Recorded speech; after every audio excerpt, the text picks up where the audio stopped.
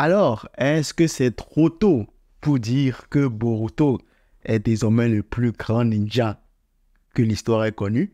C'est le Boruto, la revue commence maintenant. Alors, la bataille fait rage à Konoha et on voit nos jeunes ninjas qui sont en train d'essayer de tenir tête à l'armée de Code. Et franchement, en tout cas, ils se débrouillent pour le coup. On voit Inojin, Shikadai et compagnie qui sont vraiment en train de se battre comme il faut, tu vois. Mais à un moment donné, tu vois, ils essaient de sauver quelqu'un. Et là, tu as Imawari qui tombe presque d'un truc là. Et elle est sauvée, il est extrémiste par Inojin et Kawaki. Kawaki, donc, il a sauvé. Et puis, Imawari l'appelle genre Big Bro. Et il dit, ne m'appelle pas Big Bro. Donc là, en fait, à partir de là, tu te dis... Ouais, c'est vrai que Kawaki a instigé tout ce désordre qu'il y a dans l'anime, dans le manga en ce moment. Mais il se sent un peu mal, tu vois. Il se sent un peu mal parce qu'il a quand même usurpé l'identité de Boruto. Il a quand même usurpé en fait la vie de Boruto. Tout ça pour pouvoir être plus proche du 7e Hokage de Naruto en l'occurrence. Et donc là, quand tu vois un peu la réaction de Hokage, tu te dis que oui, c'est vrai, il a instigé tout ça. Oui, c'est lui qui est derrière pratiquement tout ça. Mais quand même, il se sent un peu mal parce qu'il a quand même volé la vie de quelqu'un. Genre, ce qu'il est en train d'enjoy en ce moment-là, en fait, c'était la vie de quelqu'un d'autre. C'était Boruto qui devait être à la place de Kawaki. Et là, le fait de sentir qu'il a pris les amis, la famille, la vie de Boruto et que c'est lui qui en profite et que l'autre, pendant ce temps, il souffre et il est en cavale, en tout cas, je pense qu'il se sent un peu mal. C'est pour ça qu'il a clairement dit à Imawari, ne m'appelle pas Big Bro. Ça se comprend. Donc, dans la foulée, Kawaki se fait attaquer par un des monstres de l'armée de Code. Mais il y a un truc de bizarre, en fait. C'est que le monstre réussit à tenir tête à Kawaki, alors que normalement, on a vu au début du chapitre, les jeunes ninjas arrivaient quand même à se débarrasser facilement de ces monstres-là, tu vois. Sauf que quand on regarde de plus près, on voit que le monstre en question avait un Rinnegan. Donc ça veut dire que tu as des échelles de puissance au niveau des monstres de l'armée de Code, en fait. Tu as des gars qui sont genre des spires un peu, genre qui sont juste facilement disposables, et tu as d'autres qui sont un peu plus évolués. En l'occurrence, il y en a qui ont des Rinnegan et donc qui sont un peu plus difficiles à avoir. Mais bon, Kawaki utilise de sa marque et le détruit. D'ailleurs, même, autre chose encore intéressante, c'est que ces soldats-là avancent, si je peux dire ça comme ça, ont une capacité de parole. Et donc, à un moment donné, il y a un qui s'adresse à Kawaki qui le traite de Otsutsuki. Et là, il dit, ça fait longtemps qu'on m'appelle comme ça, je déteste qu'on m'appelle comme ça. Donc, en tout cas, Kawaki, ce qui n'a pas changé chez lui, c'est qu'il déteste toujours être affilié au Okotsuki. Il déteste être associé à cette race-là qu'il a tant fait souffrir jusque-là. On quitte donc Kawaki pour aller sur Sarada, notre ami Sarada en fait, qui nous montre encore à quel point il a vraiment évolué. Hein. Le personnage vraiment est devenu genre ultra bien. Et les gens à un moment donné qui disaient que Kishimoto en fait ne savait pas s'y prendre avec l'évolution du personnage féminin. Alors là, Kishimoto lui a mis un gros coup dans la gueule, hein, parce que là, Sarada pour le coup, l'évolution, on ne peut pas s'en plaindre. Hein. Franchement, elle arrive de plus en plus à l'étape où elle peut être considérée comme une candidate idéale au titre de Hokage. Alors oui, on a vu pendant les épisodes, il y a eu quelques petits relâchements, notamment quand elle a failli se faire avoir pas derrière, que quelqu'un veut se sacrifier pour elle. On y reviendra. Mais sinon, à part ça, on a vu une Sarada vraiment très proactive. Hein. Une Sarada qui sait se défendre, une Sarada qui utilise même des techniques déjà ultra intéressantes. Le Katon, le Shidori. Et puis elle est capable d'utiliser son Sharingan déjà, alors que on se rappelle, avant l'ellipse, elle avait éveillé genre sur le coup de l'émotion et tout. Mais là maintenant, elle a eu le temps d'apprendre à l'utiliser et maintenant elle l'utilise genre facilement.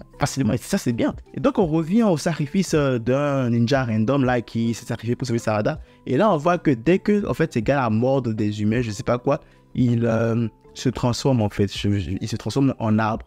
Donc, on comprend qu'en fait, ces gars essaient de se nourrir de tout jusqu'à ce qu'ils puissent arriver à se nourrir d'un Otsutsuki.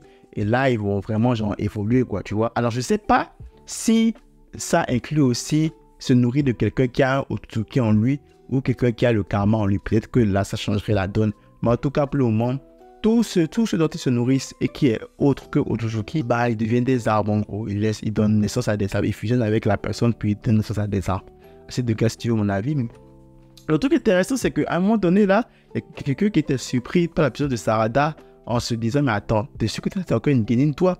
Et là, Sarada a répondu en mode, que je sois Genin ou Chunin, peu importe. En fait, peu importe, ça n'a rien à voir de la situation actuelle. Et là, je me dis, mais il me semble, dans l'animé, Sarada était devenue Chunin. À moins que je me trompe. Je me suis sûr d'avoir vu une scène où Sarada avait reçu la veste de Chunin vers la fin de l'animé comme ça. Alors, est-ce que soit c'est moi qui me trompe, ou soit j'ai vraiment vu cette scène-là dans l'animé et que juste l'animé n'est pas canon en fait finalement. Bon, qui sait? Une chose est sûre, en tout cas, Sarada quand même pour l'évolution, chapeau. Là en tout cas, c'est un personnage vraiment qui pour le coup en tout cas fait beaucoup de sens. Vraiment beaucoup de sens. On arrive donc à l'intrigue principale. L'intrigue principale, c'est la confrontation entre Boruto, ou devrais-je plutôt dire jeune seigneur, et Code. Code qui a clairement fait savoir son objectif, tuer Boruto et réussir à faire le projet avec le Shubi là en gros, pour pouvoir créer les fruits de chakra, bref, tu connais la chanson. Et donc là en fait à Boruto, mais Boruto il faut qu'on en parle. Ce mec, la confiance qu'il dégage, mais c'est abusé.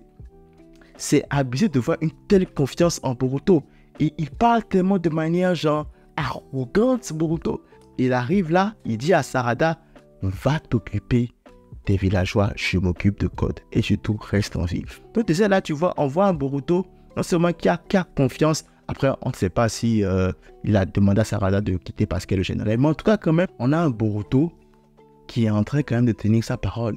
Parole selon laquelle justement il était supposé être comme Sasuke, le bras droit du futur Hokage, le bras droit de Sarada. Et donc en ce sens-là, il dit à Sarada, va t'occuper du village, va faire ton travail de Hokage, moi je fais le sale boulot, c'est-à-dire exploser Code. Oh, non. Oh mais le flot de malade que ce garçon a, c'est abusé. C'est abusé. Et donc là, tu as Boruto qui te demande tranquillement la location du Junbi pour pouvoir aller l'exterminer. Genre le mec en fait il s'est dit qu'il a la force nécessaire pour aller battre le Shubi en fait. C'est juste que là en fait que Boruto en fait se sent fort. Et donc là un truc intéressant c'est que Boruto a demandé à Code la localisation du Shubi. Alors que si on se rappelle bien de base, Sasuke est supposé savoir où se trouve le Shubi. Ça veut dire que Code a dû le déplacer. Mais bien sûr maintenant que Code est propriétaire du Shubi, c'est ce qu'il a dû le déplacer quelque part. Parce que sinon ça ne ferait pas de sens que Boruto demande à Code la localisation du Shubi.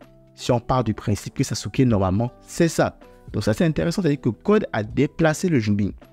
Et dans la manière, donc, comme la manière avec laquelle Boruto demande ça, Boruto demande à Code clairement, je ne veux pas te faire de mal, je ne veux pas te tuer, juste dis-moi où se trouve le Shubi et on en reste là, on évitera les pertes de sang inutiles. Et là, tu as Code en fait qui se moque. Et nous aussi, en fait, limite, on peut douter en fait de Boruto. Parce qu'on se rappelle, avant l'ellipse, c'était compliqué face à Code. C'était très compliqué. Et maintenant, 2 ans après, il débarque comme ça et il dit je ne veux pas te tuer. Te tuer sera trop facile. Il a dit que tuer Code sera beaucoup trop facile et qu'il ne veut pas perdre son temps. De lui dire où est le Shubi. Mais attends. Moi, j'aimerais savoir qu'est-ce qui s'est passé pendant ces 2 ans avec Boruto. Qu'est-ce qui s'est passé pour qu'il devienne comme ça? Quel entraînement il a subi? Moi, j'ai hâte de voir, moi. Si vous me faites un spin-off ou n'importe quoi, mais s'il y a un flashback pour montrer que l'entraînement que Boruto a subi, alors là, moi, je suis 100% d'accord. Parce que c'est pas normal qu'il revienne 2 ans après et qu'il prétende aussi facilement battre Code. C'est ce que je me disais, jusqu'à ce que je regarde la case finale du chapitre, où Boruto débarque avec une nouvelle technique, le Rasengan Uchiko, si je me rappelle bien. Bref, une technique où il devient lui-même le Rasengan. Tu t'imagines, il devient lui-même le Rasengan. Mais est-ce qu'on a conscience là de ce qu'on dit? Il devient lui-même le Rasengan, c'est qu'il a défié toutes les limites de la technique. Là, le Rasengan l'entoure totalement. Et on ne sait même pas encore à quoi cette technique va servir. Est-ce que c'est un bouclier? Est-ce que c'est un truc d'attaque? C'est un truc bien? On ne sait pas. Mais le flow de la technique des gars, je te dis, waouh. Waouh. Là, moi, ça m'a convaincu. Déjà, dans ce chapitre-là, on a compris que Boruto et Naruto, c'est pas la même chose. C'est pas la même chose. Boruto se rapproche plus de Sasuke là maintenant. T'as genre, il n'y a pas de top no jutsu. On l'a vu. Si c'était Naruto, il aurait dit, ouais, discutons, essayons de trouver un terrain d'entente. Boruto, non, pas du tout. Boruto, c'est soit tu m'amènes voir le Shubi, soit je te bute là. Point final. Il y a pas de top no jutsu. Et en plus, il dégage cette force, il dégage cette assurance. Et il dit, et il affirme pouvoir battre Code, non, pouvoir tuer Code facilement. Si on se rappelle ce qui avait été dit, Code serait presque aussi fort, sinon plus fort que Shigen. Shigen qui, on le rappelle, a mis Naruto et Sasuke en PLS alors qu'ils étaient à leur prime. Et Boruto vient maintenant dire qu'il va battre cette personne-là 2 ans après. Ça veut dire qu'on parle du principe que Code a encore évolué. Et Boruto vient dire qu'il va le tuer facilement. Est-ce que c'est de l'arrogance ou le mec pèse ses mots? Dans le deuxième cas, est-ce qu'on ne peut pas maintenant se lever et dire que Boruto est en ce moment-là le ninja le plus fort de l'histoire? Parce que là, à part si Karaki nous sort un gros level up là, je ne vois pas qui peut tester Boruto là. Boruto est là en mode badass et il est là pour rester là. Genre, personne ne peut lui faire de la misère maintenant. Boruto est revenu genre ultra fort. Et on a vu encore que 10% de ses capacités. Il faut rappeler qu'il n'a même pas encore ouvert son œil. Ah, ça promet. Ce chapitre-là promet. En fait, c'était un bon chapitre. Pour le moment, on est encore vraiment au début là, de l'intrigue. Et j'ai vraiment hâte de voir en fait ce qu'ils veulent faire. Franchement, j'ai vraiment hâte parce que déjà là, on nous montre Boruto surcheaté. Un Boruto qui apparemment est quasi invincible.